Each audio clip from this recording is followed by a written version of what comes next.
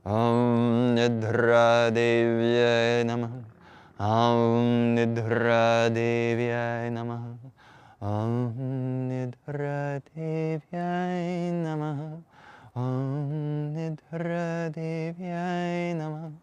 Om Nidra Devyai Namaha. Om Nidra Devyai Namaha. Om Nidra Devyai Namaha. Om Nidra Devyai Namaha. Om Nidra Devyai Namaha.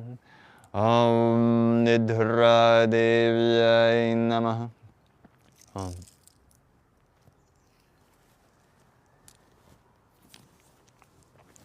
Om, salutations to the goddess of sleep. Om, salutations to you. Let us breathe in the assurance that tonight we will have a wonderful sleep. Let us sleep like a goddess tonight. Whatever challenges might be facing us in life tonight, or by tonight, throughout the day, we know we're in such a position in life where we have things to deal with. Let it all come to pass, at least for our duration of rest. In our duration of rest, let us sleep like everything is okay. And then after a good rest, we'll wake up tomorrow with the right mindset to approach the day. Trying to mix it up today. Try to do a little more notes than my usual chanting, which is 1, 2, or 3. Still learning my scales, or my gamakas, as someone trained in classical Indian music might know. Om Nidra Devyai Namaha. Anyway, it's to the goddess, and to the goddess in all of you, to the divine in all of us. Thank you. My beautiful goddess has come out. Do you want to come say hi? Come, just for one moment. Please, please, please, please. I'm listening to you. I know. You can come listen closer. That's okay. I trust your comfort zone. I respect your boundaries. Hello. Okay, there we go. Thank you. Much love to all of you. Thank you everyone for being here. Today is my third business day in returning back to these regular live streams and doing stuff here. I made the decision, to anyone who has yet to hear it, the last Thursday, I decided, you know what, my path is to do stuff like this. I'm going to make it work somehow or another. I want to be here, be in service to the whole. That includes you and I. So you can expect more live streams. I will announce what time I'm live streaming tomorrow, sometime in the next, probably, over the next 24 hours, probably less than 24 hours, of course. By tonight, I should know. Just figuring out a timeline that works for everyone, including myself. Yeah, tomorrow is Wednesday. I generally want to be open on Wednesdays for one-on-one sessions. Just if anyone wants to dive deeper into topics, I might have a few slots open. Tomorrow, I already am with someone, dear Sangha. So for next time, just letting you know.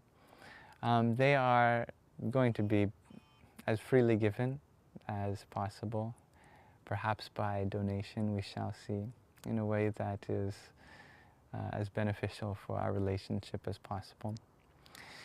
I'm going to upload this live stream and the live stream we did on Saturday onto my Yam Shakta YouTube channel, so you can go check that out. And come hang out in the Telegram group chat. That's open to everyone. May this be a community that's here to serve us all. That and everything else I mentioned should be linked in the link tree, or it used to be a link tree. I'm so used to saying that from months prior. I've evolved to have my own hosted website. It's shakta.ca, shakta.ca. You'll find it. I trust you. You are smart people if you want to explore those routes of, being part of a community. I want to build something cool with all of you and put our minds and hearts and resources together to create something. So much love to everyone.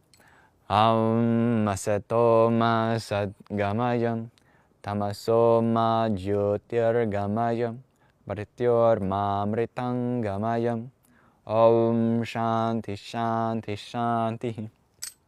Also, I'm open to other times besides Wednesday for such sessions. You just message me, we'll figure something out. One day I'll have a more easy system on my website that will just, take some clicks and I can automatically put my availability and stuff like that. But if any of that interests you in the meantime, just shoot me a message, we'll figure something out that works for both of us. And I'll do my best to be in service to you. If there's anything I can take accountability for, if there's any areas of growth that you see in me, please let me know. I am learning along the way with you all. All right. I'm going to go take care of the temple of this body, give it some nourishing food, and I'm going to go put my laundry away.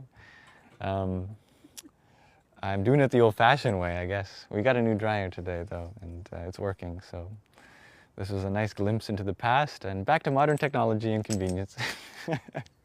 It's a privilege, it's a blessing, just as it's a privilege and blessing to be here with all of you. Okay, thank you. Dhanyavadaha. Namo Vaha. Tvam Yuyam. Thank you, salutations to you all. Love to everyone.